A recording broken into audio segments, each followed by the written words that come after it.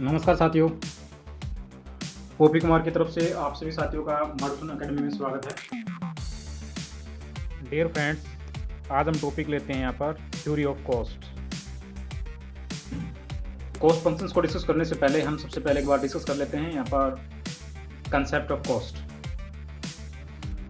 जो लागत की धारणाएं हैं उसको डिस्कस कर लेते हैं। यानी लागत होती क्या है, सबसे पहले वो देखिए। लागत माय डियर फ्रेंड्स, किसी वस्तु का उत्पादन करने के लिए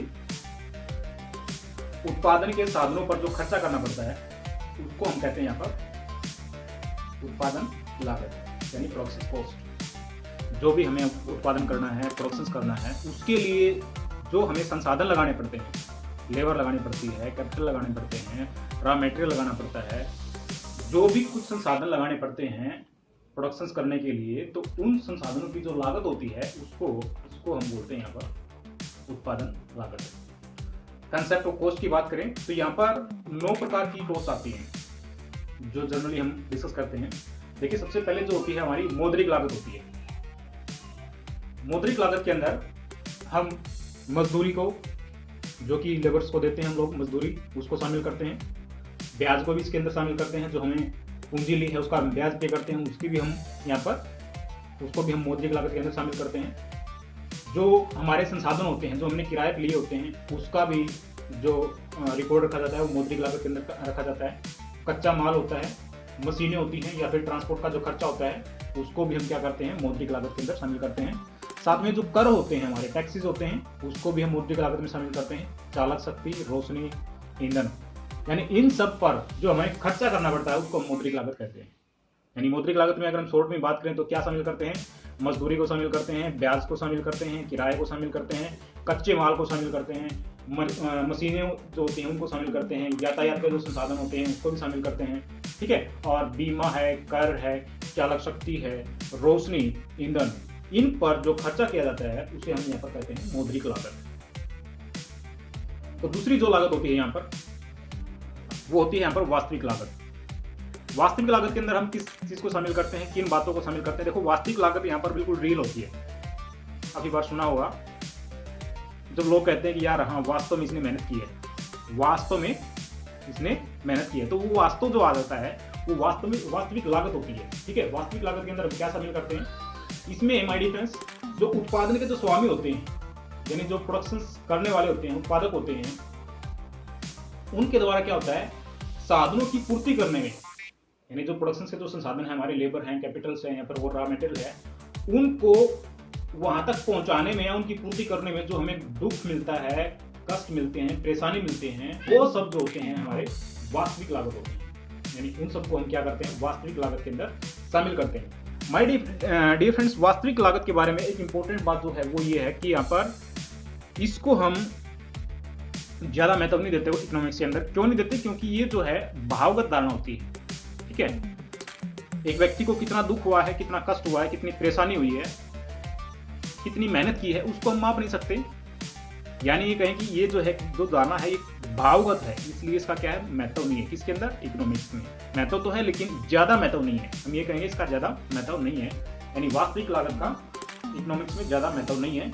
आप एग्जाम्पल की बात करें तो देखिए, यहाँ पर जो कुम्हार होता है वो क्या करता है, घड़ा बनाता है, मेहनत तो करता है, वो दुख उठाता है, परेशानी उठाता है, लेकिन कितना उठाता है इसको हम यहाँ पर माप नहीं सकते। इसलिए क्या है कि ये सिर्फ भावगत है। ठीक है, ये हमारी भावना से जुड़ी होती है। हमें दुख होता है, कठिन परिश्रम करना पड़ता है, मेहनत करनी पड़ती है, ठीक है, परेशानियों का सामना करना पड़ता है, तो वो कितनी करनी पड़ती है उस चीज को हम यहाँ पर माप नहीं सकते। ये सिर्फ भावगत है।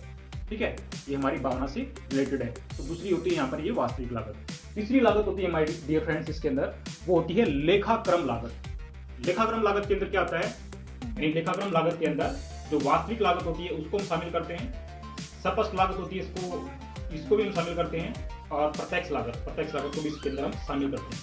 यानी लेखाक्रम लागत में माय डिफरेंस क्या आता है, सारा का सारा जो है बही खाते का, या फिर मतलब जो प्रविष्टियां होती हैं या फिर तुरंत भुगतान होते हैं, उनको शामिल करते हैं। और लेखाक्रम लागत को कई नामों से हम जानते हैं, जैसे कि हमारी वास्तविक लागत होती है जो हम बिल्कुल मेहनत करते हैं, वो भी हमारी रिटर्न के अंदर आती है। जैसे कि हम यहाँ पर बात करें लेबर की, लेबर ने कितना काम किया है उसको हम क्या करते हैं, बही खाते में इसको रिकॉर्ड करते हैं। दैट मीन्स कि लेखाक्रम लागत में हमारी वास्तविक लागत को नोट किया जाता है। जो या फिर हम नगद प्राप्तियां होती हैं, नगद प्राप्तियां जो होती हैं उसको भी हम यहाँ पर क्या करते हैं, लेखाक्रम लागत के अंदर शामिल करते हैं।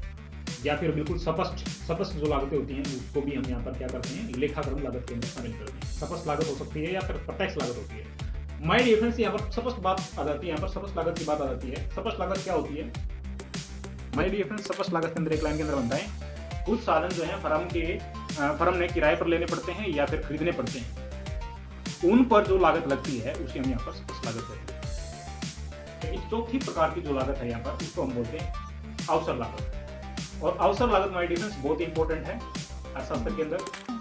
अवसर लागत क्या होती है, इसको बोलते हैं हमने यहाँ पर नेक्स्ट बेस्ट। क्या होती है नेक्स्ट बेस्ट? देखिए, अवसर लागत या फिर इसको हम कहें अपॉर्चुनिटी कॉस्ट, क्या होती है ये? अब दो वस्तुएं हमारे पास में, एक एक्स गुड्स होती है, एक वाई गुड्स होती है। ठीक है, गुड्स के अंदर हम यहाँ पर कृषि की बात करें, एक गेहूं होता है, एक चना होता है। एक सीजन के अंदर जो है दोनों की दोनों फसलें उगाई जा सकती हैं। और आपके पास में 1 एकड़ जमीन है जिसके अंदर आप या तो गेहूं लगा लो या फिर आप चना लगा लो।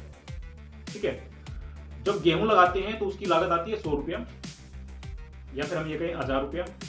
ठीक है, ठीक है, जो गेहूं पैदा करते हैं तो उसके ऊपर जो लागत लगती है वो कितनी लगती है?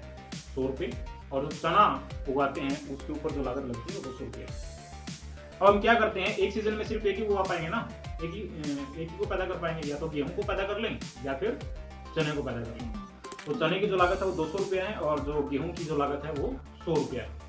अगर हम चने को छोड़ करके गेहूं को पैदा करते हैं, चने को छोड़ करके गेहूं को पैदा कर लेते हैं, तो क्या होता है माय डियर फ्रेंड्स, जो चने की जो लागत होती है यानी 200 रुपये जो लागत होती है वो गेहूं की क्या हो जाती है? अवसर लागत हो जाती है। कहने का मतलब क्या, जिसका आपने त्याग किया है और उसके ऊपर जो लागत आनी थी वो जो है उसकी लागत होती है जो हमने पैदा किया है। यानी गेहूं हमने पैदा किया है ना, तो गेहूं की अवसर लागत जो है चने की जो प्राइस थी वो है। यानी गेहूं की अवसर लागत क्या होगी? चने की लागत होगी। और चने की अवसर लागत क्या होगी? गेहूं की लागत हो जाएगी। यानी जो लागत चने के ऊपर लगनी थी लेकिन हमने नहीं बनाया तो वो क्या होगी? गेहूं की अवसर लागत होगी। या फिर ये हो सकता है दूसरा ऑप्शन, हमने चना पैदा कर लिया और गेहूं को रिजेक्ट कर दिया, तो गेहूं की जो लागत लगनी थी 100, तो वो 100 जो है चने की अवसर लागत होगी। तो इसको हम बोलते हैं नेक्स्ट बेस्ट। कंसेप्ट के अंदर पांचवी प्रकार की जो लागत है वो है आर्थिक लागत। आर्थिक लागत को समझने के लिए माय डियर फ्रेंड्स सबसे पहले आप देखिए यहाँ पर लेखाक्रम लागत जो हमने पहले डिस्कस की है। लेखाक्रम लागत के अंदर हम एक एग्जाम्पल डिस्कस करते हैं। देखिए, लेखाक्रम लागत का एक एग्जाम्पल है। देखिए यहाँ पर आप लोग कॉलेज के अंदर जाते हैं,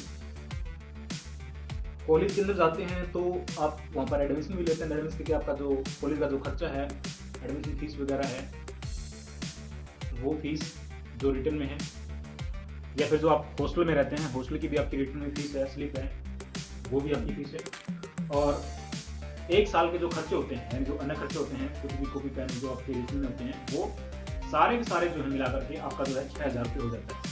दैट मीन्स कि ये क्या है? लेखाक्रम लागत, जो कि बही खातों में प्रवेश किया है, जिनका आपने तुरंत भुगतान किया है, ये किस में आ जाता है? लेखाक्रम लागत के अंदर आ जाता है। ठीक है, और लेखाक्रम लागत के अंदर माय डियर फ्रेंड्स हमने डिस्कस किया था कि इसके अंदर हम वास्तविक लागत को शामिल करते हैं, प्राप्ति लागत को शामिल करते हैं और सपष्ट या फिर प्रत्यक्ष लागत को इसके अंदर शामिल करते हैं। लेकिन आर्थिक लागत का जो क्षेत्र है वो लेखाक्रम लागत से भी ज्यादा व्यापक है। अब देखिए, कॉलेज की हमने बात की है, कॉलेज में जो हमने हॉस्टल फीस है उसकी बात की है, जो अन्य खर्चे हैं उसकी बात की है। लेकिन आर्थिक लागत में क्या होता है? आर्थिक लागत में थोड़ा डिफरेंट होता है। क्या? जो लेखाक्रम लागत के अंदर हमने लिया है वो तो आर्थिक लागत के अंदर होता ही होता है। क्या क्या लिया हमने लेखाक्रम लागत के अंदर? जैसे कि आपने कॉलेज की फीस दी, हॉस्टल की फीस दी, अन्य खर्चे दिए, वो तो हमारा जो खर्चा है मान लिया 6000 रुपये, वो तो आपका सपष्ट लागत के अंदर आ गया। ठीक है, जो है वो तो है ही, पहले से जो लेखाक्रम लागत के अंदर है वो तो है ही है। लेकिन आर्थिक लागत में कुछ और चीजें भी शामिल होती है। वो क्या होती है? जैसे कि आपने एक साल कॉलेज में गए आप, और कॉलेज में गए तो एक साल का समय जो है आपने त्यागा है। ठीक है, और साथ में आपने कॉलेज की फीस भी दी है। देखिए, 6000 रुपये आपने फीस दी है। अगर आप कॉलेज नहीं जाते तो क्या होता? जो 6,000 की फीस दी है उसका आप ब्याज लेते, यानी 5% ब्याज लेते, दैट मीन्स आप 300 रुपये कमाते, वो भी आर्थिक लागत के अंदर शामिल होता है। या फिर आपने 1 साल तक जो है कॉलेज में जो गए हैं, आप कॉलेज में नहीं जाते और वहाँ पर आप 1 साल तक काम करते और वहाँ पर आप पैसा कमाते, 5,000 कमाते या 50,000 कमाते, उसको भी हम यहाँ पर आर्थिक लागत में शामिल करते हैं। यानी आर्थिक लागत में डिफरेंस क्या होता है, जो स्पष्ट लागतें हैं उसको भी शामिल करते हैं, या फिर जो निहित लागतें होती हैं, उसको भी हम इसके अंदर शामिल करते हैं, और जो लेखाक्रम लागतें होती हैं उसको भी इसके अंदर शामिल करते हैं। अब देखिए, इसके अंदर स्पष्ट लागत हमने पहले पढ़ ली है, लेखाक्रम लागत हमने पहले पढ़ ली है, अब निहित लागत इसके अंदर आ गई है, नई चीज आ गई है। निहित लागत क्या होती है? निहित लागत में डिफरेंस क्या होता है, कुछ साधन जो हैं फर्म के पास में होते हैं, जैसे कि प्लांट है, बिल्डिंग है, जो भी होता है फर्म के पास में होते हैं, प्लांट होता है, बिल्डिंग होती है, उसके पास में होता है, उसका किराया जो है वो कंपनी को पे नहीं करना पड़ता है या फर्म को पे नहीं करना पड़ता, क्यों? क्योंकि उसका खुद का ही होता है, यानी तो फैसिलिटी होगी, उसका वो यूज करती है खुद ही, ठीक है, तो वो निहित के अंदर आता है, निहित लागत होती है। अगर वो खुद यूज नहीं करती तो क्या करेगी, उसको रेंट पे दे देगी, दैट मींस कि वहां से उसको अर्निंग होगी, तो वो अर्निंग वहां पर नहीं होती।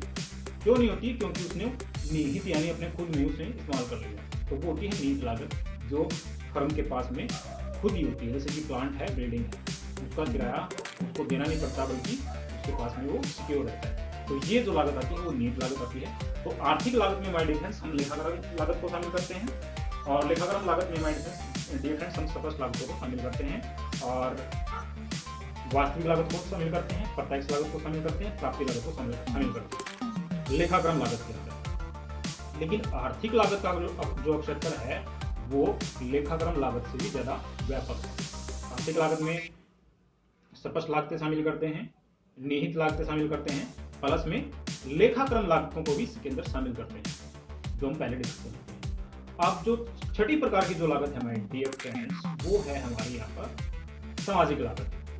सामाजिक लागत क्या होती है? देखिए, सामाजिक लागत के अंदर क्या होता है, फर्म की जो आर्थिक क्रिया होती है हमारी, यानी कोई भी प्रोडक्शन करती है या फिर कोई भी मतलब जो नया प्रोडक्शन मशीन लगाती है, तो उस आर्थिक क्रिया के कारण से समाज को उठानी पड़ती है। क्या उठानी पड़ती है? सामाजिक लागत। यानी सामाजिक लागत फर्म की किसी आर्थिक क्रिया के कारण से समाज को उठानी पड़ती है। कौन सी होती है वो क्रिया? जैसे कि कोई भी प्रोसेस करते हैं तो क्या होता है,